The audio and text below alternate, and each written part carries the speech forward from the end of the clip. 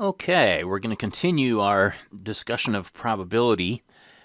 In Module 3c, we're going to take a look at the idea of the law of total probability and Bayes' rule. Now, we've sort of sneakily introduced these already in one of our worksheet problems. Let me describe what these things are about. Okay. So we know that the definition of the probability of some event A given some event B is the probability that both event A and B occur divided by the probability that B occurs.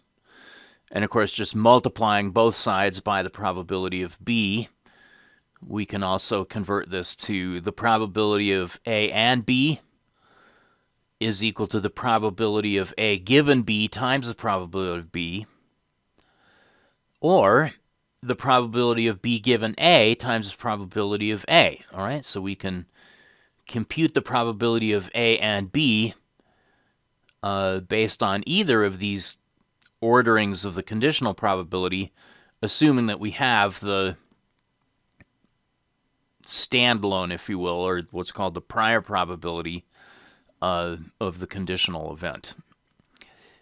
All right, so this gives us the basis of what's called the law of total probability. And the idea here is if we can break a sample space of events up into an exhaustive set of mutually exclusive events, we can apply this thing called the law of total probability. Okay, what do I mean? What do I mean by exhaustive set of mutually exclusive events? Let's suppose we're talking about rolling a die.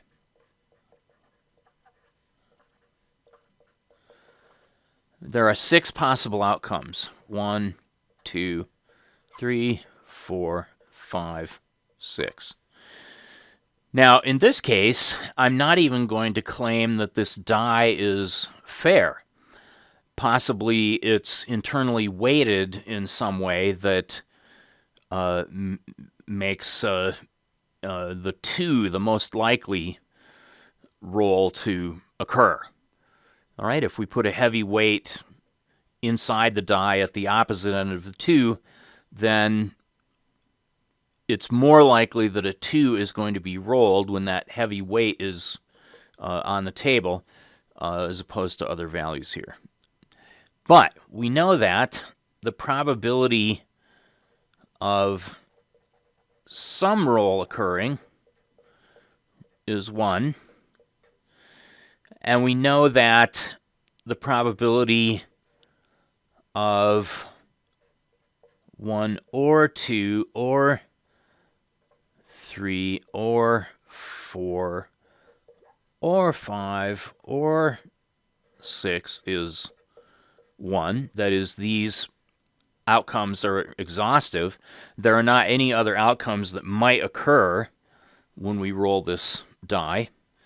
We also know that these things are mutually exclusive. That is, that if we roll a 1, we can't have rolled a 2, and if we roll a 2, we can't have rolled a 3. Okay? So these are mutually exclusive and exhaustive events. All right, now let's look at an example in which we're going to combine picking a coin out of a box and then flipping the coin. We've got 3 coins in a box, and we are not allowed to know which coin is which. One of these coins, it turns out, is a fair coin. That is, for this coin, you are equally likely to get a head or a tail. One coin is a 2-headed coin, so the only possible roll you can get, the only possible flip you can get with that 2-headed coin is a head. And one coin is biased, that is, it's more heavily weighted on the tails side. Maybe it's got, aluminum on the head side and lead on the tail side. So it's a lot more likely to land on the tail side, showing the head side up. And so its probability of showing a head is 2/3. Okay, so if we don't know the difference between these coins and we select one coin at random and flip the coin, what is the probability that it is going to be a head? Okay, well,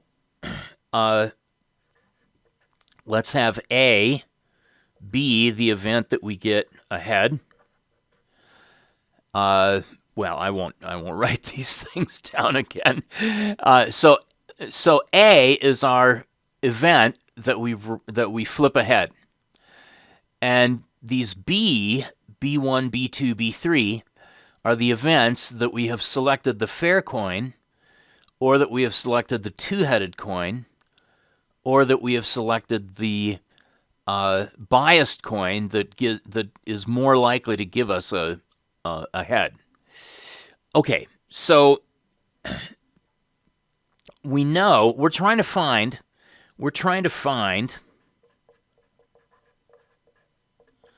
the probability of A, the probability that we will flip a head. We've been given these facts. There's a 1 out of 3, the probability that we will select the fair coin is 1/3. The probability that we will select the two-headed coin is 1/3. And the probability that we will select the biased coin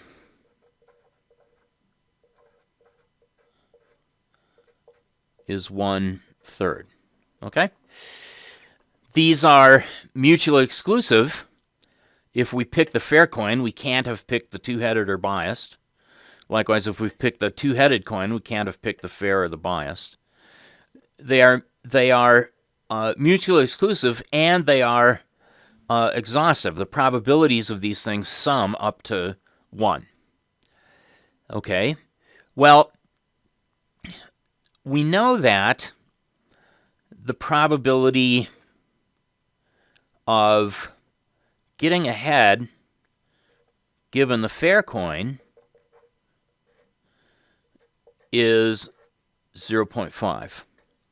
I mean, that's the definition of a fair coin. We have a 50-50 chance of getting ahead. We also know that the probability of getting ahead given the two-headed coin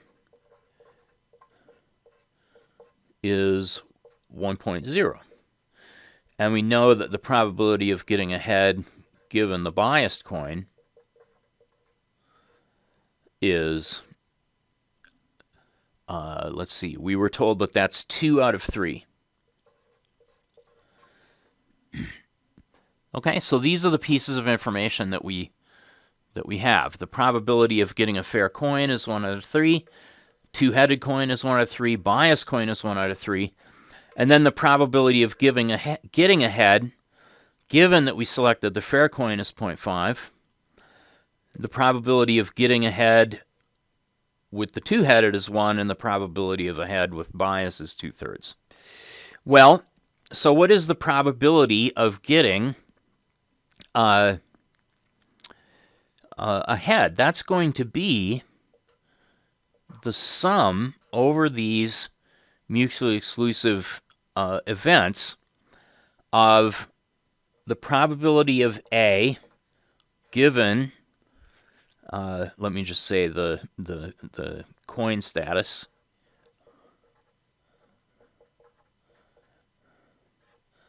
times the probability of each coin status. Okay, that is, we can think about it this way. I probably should have written it down this way first. So it's going to be the probability of A and fair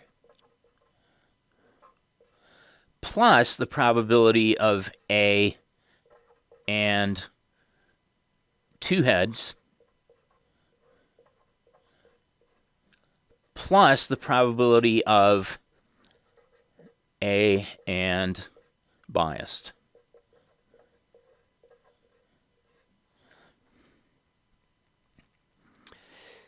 Okay, so we have all the numbers that we need to do this computation. Let me just, for gags, switch pen colors here.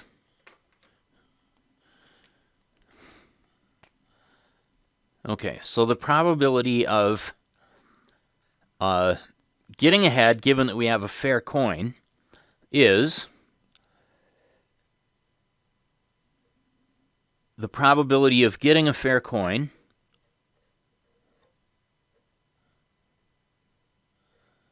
times the probability of getting ahead. Sorry, I did this backwards. Okay, so it's the probability. The probability of ahead, given that we got a fair coin, that is going to be 0.5 times the probability that we got a fair coin, which is 1/3, plus, okay, the probability of getting ahead if we've got a two-headed coin times the probability of getting a two-headed coin, and the probability of getting ahead given the biased coin, that's going to be 2/3, times the probability of getting the biased coin, which is 1/3. Okay, and if you add all these things up, now in the notes, these things have been displayed in decimal and rounded. So it turns out the 0.5 times 0.33, 1 plus 1 times 0.33 plus 2/3 times 0.33 is approximately 0.7161. All right, so that is our probability of rolling ahead given these three coins that we have in our box. All right. Here's basically the same algebra that I did this time, just laid out in chart form. We're doing two events. We are first picking a coin, and then we are flipping the coin that we've picked. So we've got a 1/3 chance of picking the fair coin, 1/3 of picking the two-headed, 1/3 of picking the biased. And then when we flip the coin, there are two possible outcomes. We will either get ahead or not. We will either get ahead or not in all three cases. What we want for the probability of ahead is to just add up the probabilities of picking the fair coin and getting ahead, picking the two-headed coin and getting ahead, and picking the biased coin and getting ahead. And that's what we've done and gotten this value of approximately 0.72. All right, so let's try another example here. We have a soccer team that wins 90% of its games when it scores the first goal. And let's convert that into probability notation. So the probability, let's say the probability of winning given scored first is 0.9. 0.9. Okay, so the probability of winning given scoring first is 0.9. the probability of winning when the opposing team scores first. So the probability of winning when they don't score first, when the home team does not score first, is 0.3. Now, if the team scores the first goal 20% of the time, what fraction of the games does it win? Okay, that means that the probability of first is 0.2, and the probability of not scoring first is 1 minus that, which is 0.8. And we want the total probability. What is the fraction of games that it wins? Now, the fraction of games that it wins is basically equivalent to what is the probability that it wins. If it plays 100 games, the fraction that it wins is going to be the same as the probability of it winning each game. And we can figure this out easily now. We want to figure out the probability of winning, and that is going to be the probability of winning given that we've scored first times the probability that we've scored first plus the probability of winning if we haven't scored first times the probability that we haven't scored first. And we just compute this, all right? So we've got 0.9 times 0.2 plus 0.3 times 0.8. And, okay, so that's 0.18 plus 0.24. 0.18 plus 0.24 is 0.42, right? Okay. Now, we know that I'm terrible at doing arithmetic in my head, so I could be wrong about that. All right, so let me check that again. So 0.18 plus 0.24, yes, I believe it is 0.42. So we only win 42% of our games. All right. So that's the so-called law of total probability. Let me write down that law in a very clear way one more time. So the probability of A is equal to the sum for I equal 1 to n of the probability of A given some other event B sub I times the probability of B sub I, where the sum of the probability of the B sub I is 1, and the B sub I are mutually exclusive.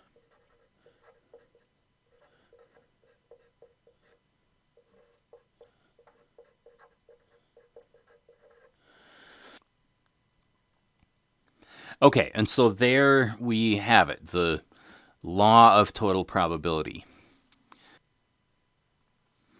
Okay, so Bayes' rule gives us a way of figuring out the conditional probability, probability of some event A given some event B, if what we already know is the opposite conditional probability, the probability of B given some event A.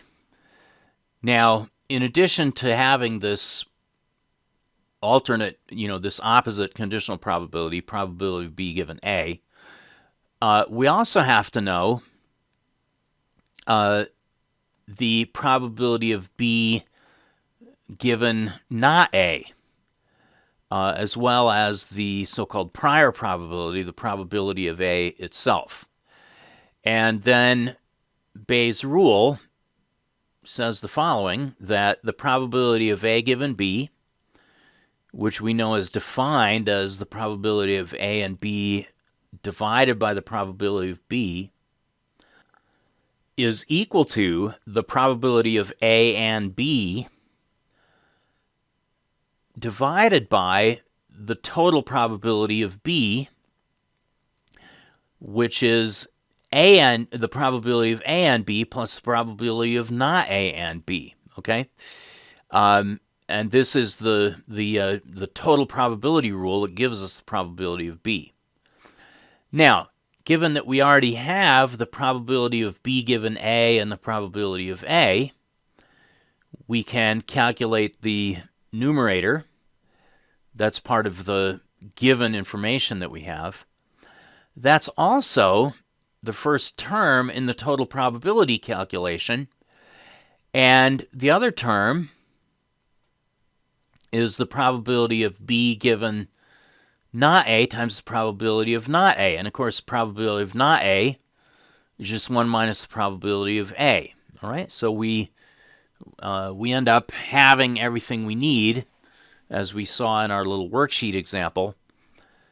We can get the probability of A given B if we know the probability of B given A, the probability of B given not A, and the probability of A.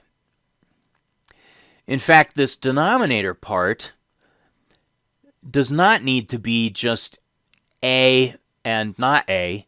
It can be any collection of events A sub I, as long as those are, as I've said, mutually exclusive and exhaustive. That is, the probability of these events, the sum of the probability of these events A sub I has to add up to 1. Okay, so let's look at the same 3 coins in a box problem again. This time we're going to ask a different question. The event A is that we flipped ahead. The 3 events B1, B2, B3 are that we selected either the fair coin or the two-headed coin or the biased coin. This time we're going to ask the question, if you draw a coin at random, what is the probability that you do the fair coin? Okay, that we already know. It is equally probable that we're going to get the fair coin, the two-headed coin, or the biased coin. So the probability that we drew the fair coin is 1/3. Now suppose that we flip the coin and the coin comes up tails. So now we have more information than we had before. Is the probability that we have the fair coin more or less than 1/3? Well, I guess one obvious thing to point out is, at our first step, we picked a coin and we didn't know which one of the 3 coins it was. Now we have flipped the coin and it came up tails. That means for sure that it can't be the two-headed coin. So the probability that it's the fair coin has definitely increased because we know that it's not the two-headed coin. On the other hand, what if we flip the coin and it comes up heads? Would the probability that we drew the fair coin have increased or decreased? In this case, since we flipped a head, it's much more likely, if we drew the two-headed coin or the biased coin, to flip a head. And so we would now have to say that the probability that we got the fair coin when we picked the coin is lower than it was initially. Let's actually apply Bayes' rule to compute this. Okay, we've got 3 coins in a box. One is fair, one is two-headed, one is biased. We draw one coin at random and flip it, and it lands on heads. What is the probability that it is a fair coin? And we already claimed by intuition that the probability it's a fair coin should be more than 1/3 now? Well, we can express this conditional probability we're looking for.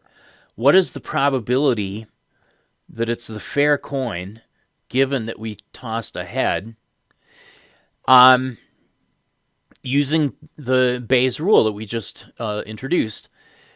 So we have the probability of heads and fair coin split up into probability of heads given fair coin times probability of fair coin.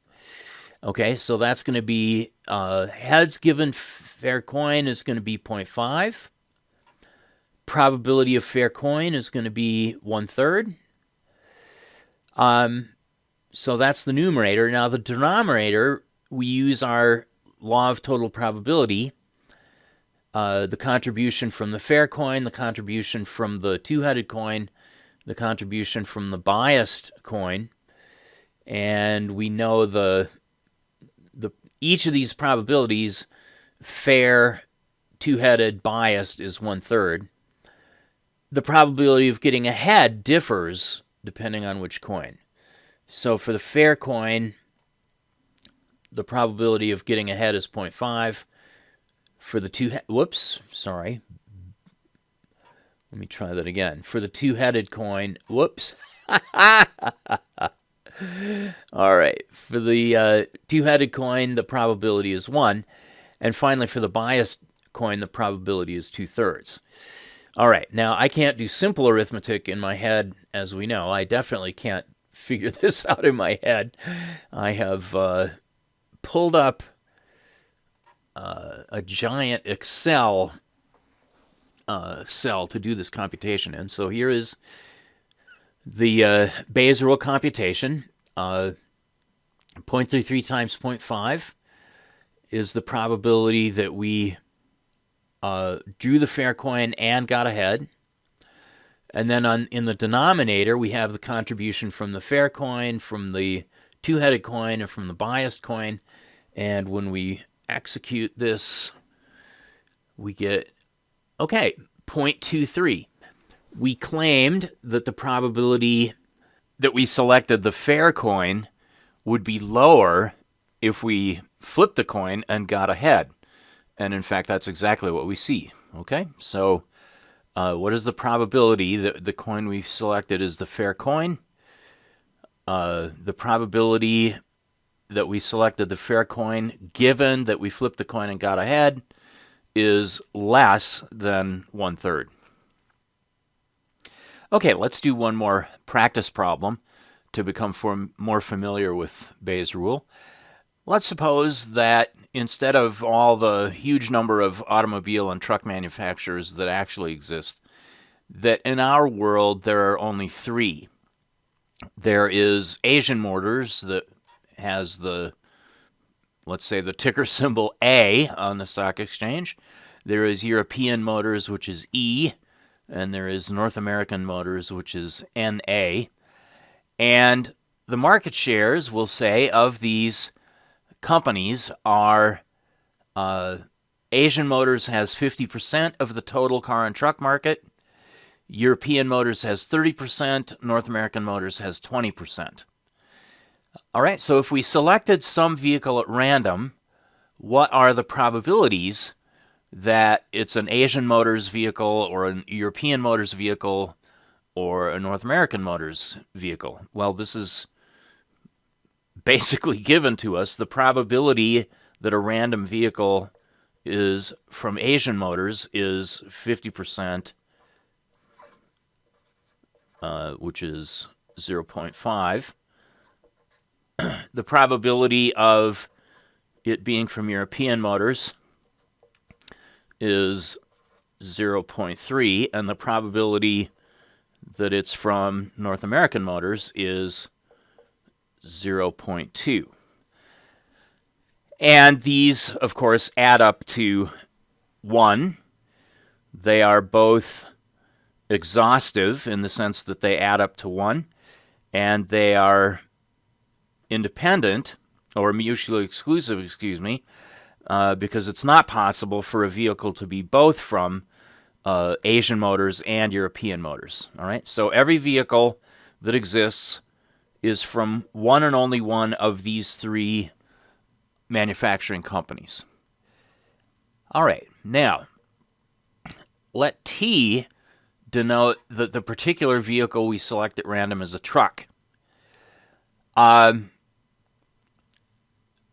For each company, the percentage of vehicles sold that are trucks are 15% for Asian motors, 25% for European motors, and 35% for North American motors. All right, so these are the conditional probabilities. These are the probability of being a truck given that the vehicle was manufactured by Asian Motors is 0.15. The probability of being a truck given that it was manufactured by European Motors is 0.25. And the probability of being a truck given manufactured by North American Motors is 0.35. Okay.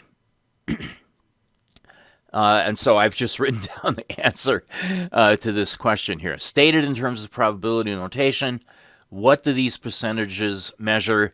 They measure the conditional probabilities of getting a truck given the manufacturer. That is, given that it was produced by Asian Motors or European Motors or North American Motors.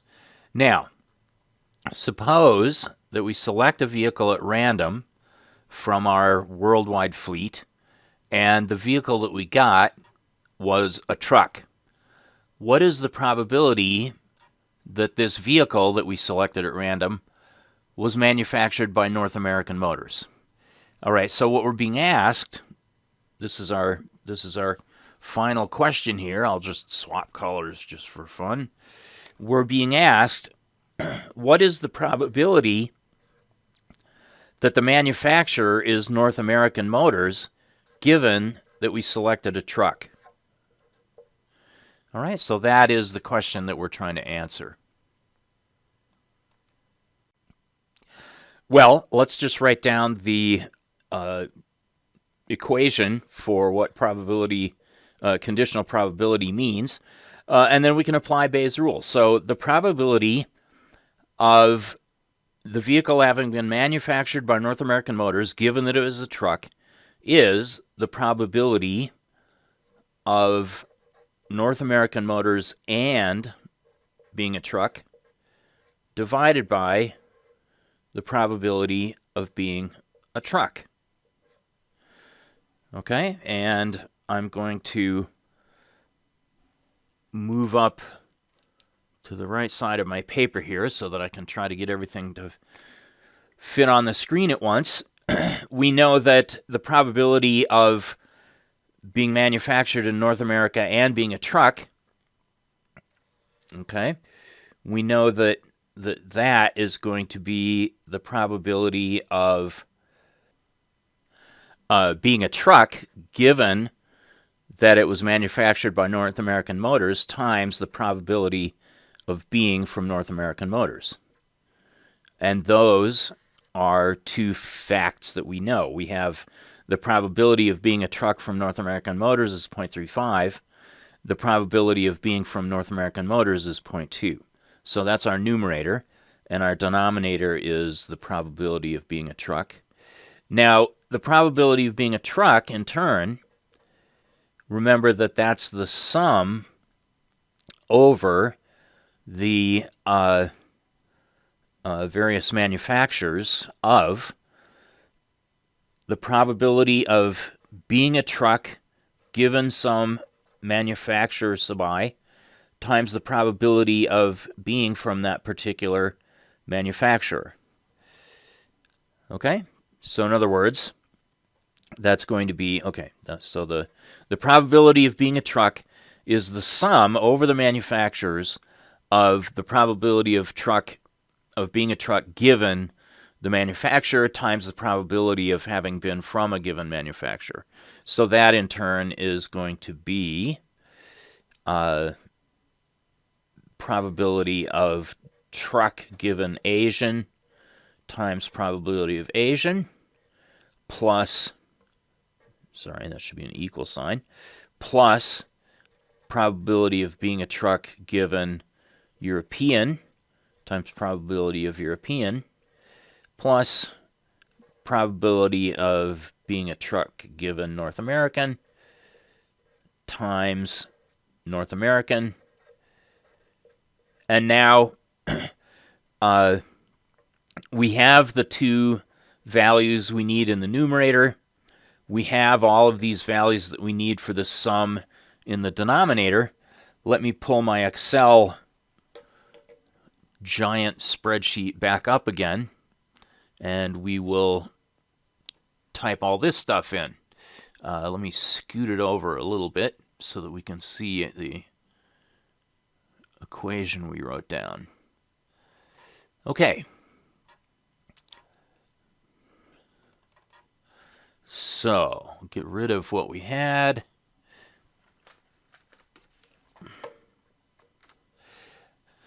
Okay, so the now my cord is in the way of my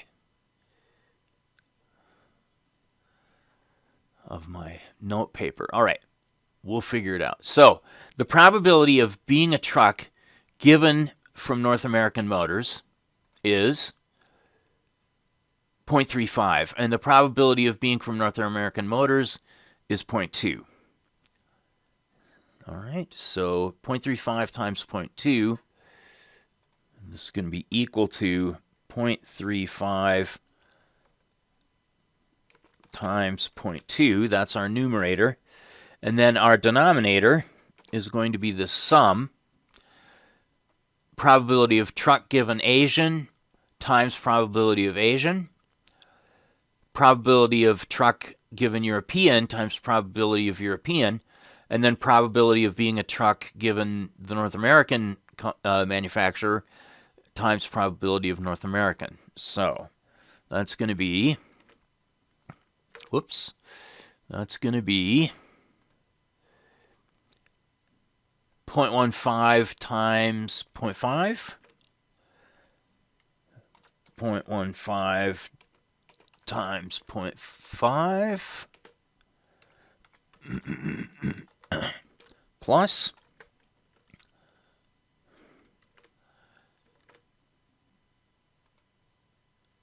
0.25 times 0.3, 0.25 times 0.3, 0.25 times 0.3, and then the last one was 0.35 times 0.2. Okay, so 0.35 times 0.2 is the probability of being a truck and from North America, and the sum down here is the probability of being a truck. So that is 0.3182. Okay? So that is all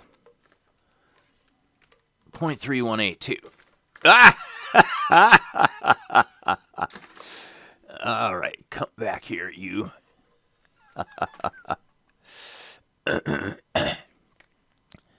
Equals 0.3182.